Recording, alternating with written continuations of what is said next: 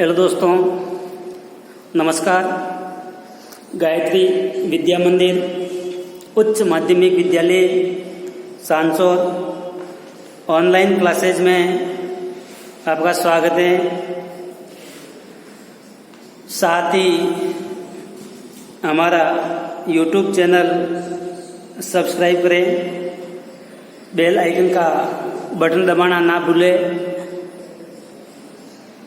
तो दोस्तों, आज हम कक्षा 8वीं सामाजिक विज्ञान का टॉपिक धर्म निरपेक्षता की समझ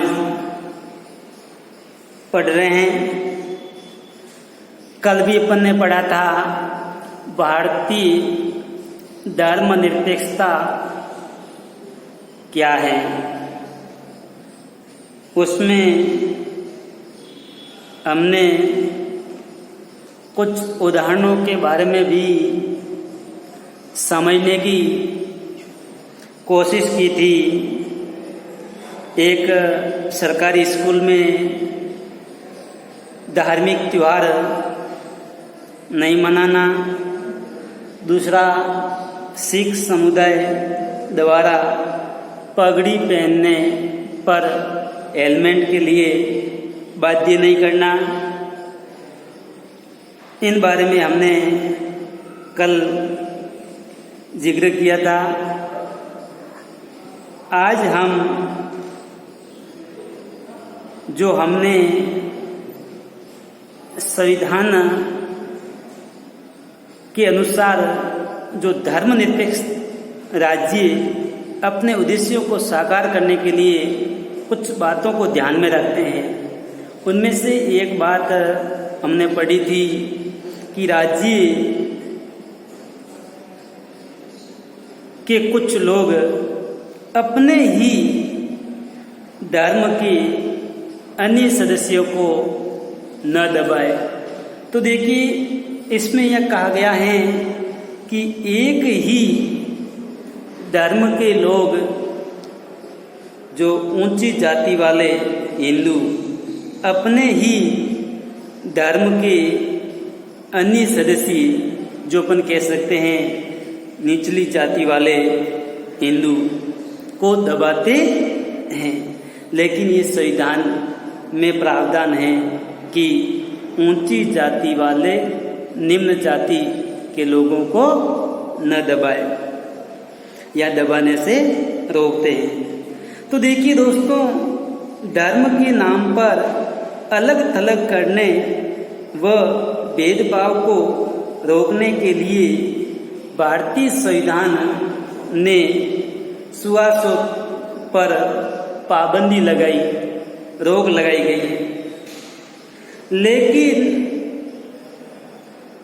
राज्य धर्म के नाम पर अलग थलग करने व भेदभाव को बढ़ावा देने वाली जो प्रथा है, उस प्रथा को सरकार ने या राज्य ने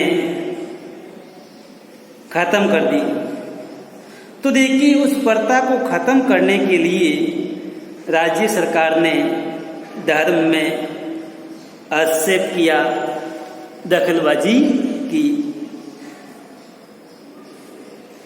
जो निचली जातियों के लोगों के मौलिक अधिकारों का हनन करता है, सरकार ने हस्तक्षेप करके छुआछूत को दंडनीय अपराध बनाया, क्योंकि वे भी इसी देश के नागरिक हैं।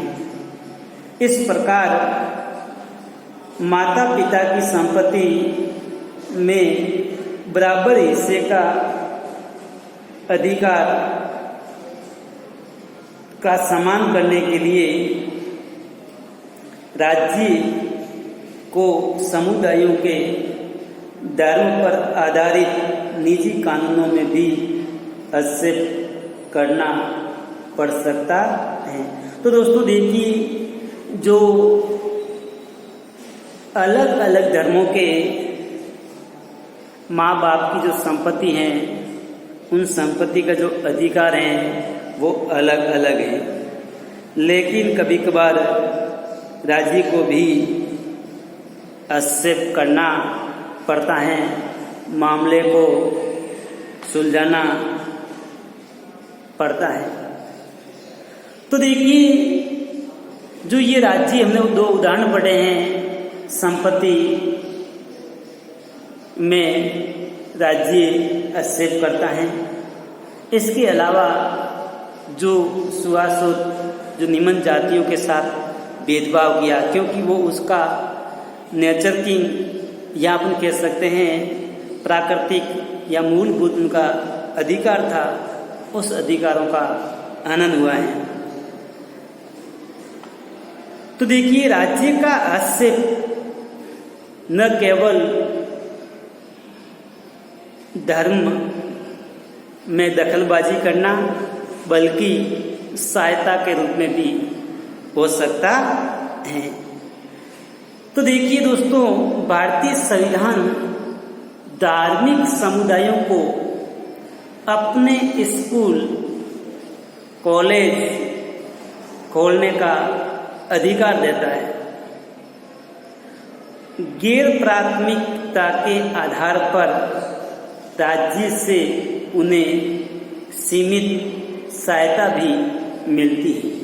तो दोस्तों देखिए, मौलिक अधिकार जो आपको दे रखा है, शिक्षा, संस्कृति व शिक्षा का अधिकार, अनुच्छेद 29-30, जिसमें प्रावधान किया गया है कि अल्पसंख्यक वर्ग या समुदाय के जो लोग हैं, उसको अपनी संस्कृति को बचाए रखने के लिए वे स्कूल व कॉलेज खोल सकते हैं तथा अपनी संस्कृति का प्रचार कर सकते हैं। इसके अलावा स्कूल व कॉलेज का संचालन करने के लिए राज्य सरकार समय समय सीमित आर्थिक सहायता भी देती रहती है। तो इस प्रकार अपन कह सकते हैं, भारतीय संविधान के अनुसार धर्म के क्षेत्र में राज्य ने हस्तक्षेप की नीति अपनाई है। लेकिन जो ये हस्तक्षेप की नीति है, वो सहायता के रूप में भी हो सकती है। अब आज हम तुलना करेंगे कि भारतीय धर्मनिरपेक्षता दूसरे लोकतांत्रिक देशों की धर्मनिरपेक्षता से किस प्रकार अलग है या भिन्न है। तो दोस्तों देखिए, अमेरिकी संविधान में हुए पहले संविधान संशोधन के द्वारा विधायिका को ऐसे कानून बनाने से रोक दिया गया जो धार्मिक संस्थानों का पक्ष लेते हैं, यहाँ धार्मिक स्वतंत्रता को रोकते हैं। तो दोस्तों देखिए, अमेरिकी संविधान संशोधन के अंदर ये बदलाव किया कि विधायिका ऐसे कोई भी कानून का निर्माण न करे जिससे धार्मिक स्वतंत्रता का उल्लंघन हो या धार्मिक संस्थानों का पक्ष लेता हो। इस पर पूर्ण रूप से पाबंदी लगा दी। तो अपन कह सकते हैं कि इसका मतलब यह है कि विधायिका किसी भी धर्म को राजकीय धर्म घोषित नहीं कर सकती है और न ही विधायिका किसी एक धर्म को ज़्यादा प्राथमिकता दे सकती है। तो अपन कह सकते हैं अमेरिका का जो संविधान संशोधन हुआ है उसके बाद में विधायिका न तो राज्य के धर्म घोषित कर सकती हैं और न ही किसी एक धर्म को बढ़ावा दे सकती हैं। फिर आगे हम पढ़ेंगे, ये आप स्क्रीनशॉट ले लें। तो दोस्तों, हम संयुक्त राज्य अमेरिका व भारतीय धर्मनिरपेक्षता के मध्य क्या अंतर है, उस अंतर के बारे में प्रयास करेंगे। तो देखिए, संयुक्त राज्य अमेरिका में राज्य व धर्म को एक दूसरे से बिल्कुल ही अलग रखा है। यहाँ तक हमने बात की थी कि विधायिका को ऐसे कानून बनाने से रोकती हैं जिससे धार्मिक स्वतंत्रता का हनन हो, धार्मिक संस्थानों का पक्ष लेते हो, ऐसे विधायिका कानून बनाने से रोकती है। तो देखिए, भारतीय धर्मनिरपेक्षता व अमेरिकी धर्मनिरपेक्षता के बीच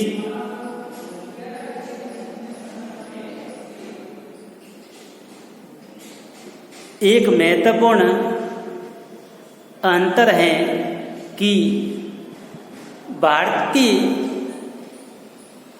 धर्मनिरपेक्षता में राज्य को धार्मिक मामलों में हस्तक्षेप करने की छूट दी गई है, लेकिन अमेरिकी धर्मनिरपेक्षता में नहीं। तो देखिए, भारतीय धर्मनिरपेक्षता व संयुक्त राज्य अमेरिका में धर्मनिरपेक्षता से संबंधित जो संविधान में प्रावधान है उसमें अंतर स्पष्ट दिखाई देता है कि भारतीय धर्मनिरपेक्षता में राज्य धार्मिक मामलों में हस्तक्षेप कर सकता है, जैसे छुआछूत का अंत। इसके अलावा उत्तराधिकारी की जो संपत्ति है उसमें भी हस्तक्षेप करती है। लेकिन अमेरिकी धर्मनिरपेक्षता में स्पष्ट प्रावधान है कि विधायिका ऐसा कानून का निर्माण नहीं कर सकती हैं जिसमें धार्मिक स्वतंत्रता का उल्लंघन हो व धार्मिक संस्थानों का पक्ष लेता हो। तो इसका मतलब यह है कि विधायिका किसी भी धर्म को राजकीय धर्म घोषित नहीं कर सकती। तो अपन कह सकते हैं कि अमेरिकी विधायिका में किसी भी धर्म को राजकीय धर्म घोषित नहीं कर सकती व न ही विधायिका किसी एक धर्म को लेकर के उसको बढ़ावा दे, प्राथमिकता दे, ये कभी नहीं हो सकता। तो देखिए, संयुक्त राज्य अमेरिका में राज्य व धर्म को स्पष्ट अलग रखा है। तो अपन कह सकते हैं कि राज्य व धर्म दोनों ही एक दूसरे के मामलों में किसी भी प्रकार से दखल नहीं दे सकते हैं। शायद आप समझ भी गए होंगे कि अमेरिकी धर्मनिरपेक्षता में भारतीय संविधान से बिल्कुल ही अलग है। आप पढ़ चुके हैं कि किस तरह भारतीय संविधान में श्वासरोध को खत्म करने के लिए हिंदू धार्मिक क्रियाकलापों में राज्य ने हस्तक्षेप किया। भारतीय धर्मनिरपेक्षता में राज्य को धार्मिक मामलों में हस्तक्षेप करने की छूट दी गई है, लेकिन धर्म से उसका फासला सैद्धांतिक है। इसका मतलब यह है कि संविधान में दिए गए आदर्शों के आधार पर राज्य किसी भी धर्म के मामलों में हस्तक्षेप कर सकता है। ये आदर्श वह कसौटी है जिसके जरिए धर्मनिरपेक्षता के बारे में फैसला लिया जा सकता है कि हमारा राज्य धर्मनिरपेक्षता के सिद्धांतों के अनुसार काम कर रहा है यहाँ नहीं। वैसे देखा जाए तो भारतीय राज्य एक धर्मनिरपेक्ष राज्य है, क्योंकि धार्मिक वर्चस्व यानी दबदबे को रोकने के लिए राज्य कई तरह से काम करता है। भारतीय संविधान में अपने नागरिकों को मौलिक अधिकार का आश्वासन देता है। ये मूलभूत अधिकार इन धर्मनिरपेक्ष सिद्धांतों पर आधारित हैं।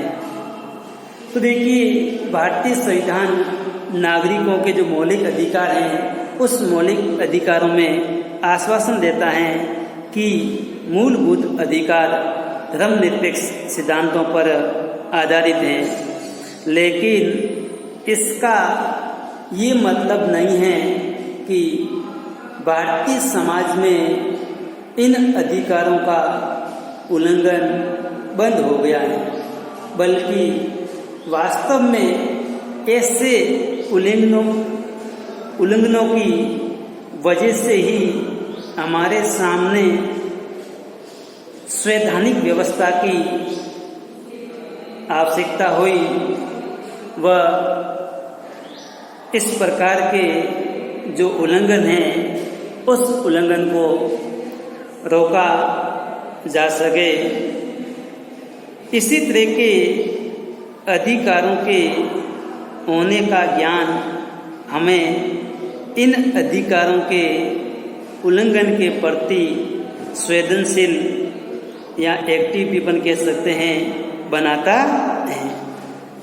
तो दोस्तों देखिए, जब भी कभी ऐसा होता है कि धर्मनिरपेक्षता का उल्लंघन हो तो हमें इसके खिलाफ सही कदम उठाने की भी संविधान से ही सहायता मिलती है।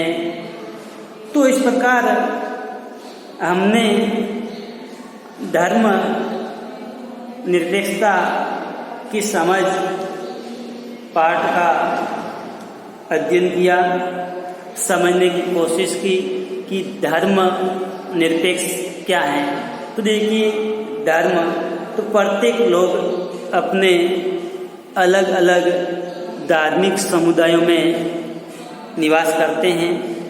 निरपेक्षता का अर्थ होता है निरपेक्ष, मतलब किसी का पक्ष न लेना, धर्म के मामले में किसी का पक्ष न लेना।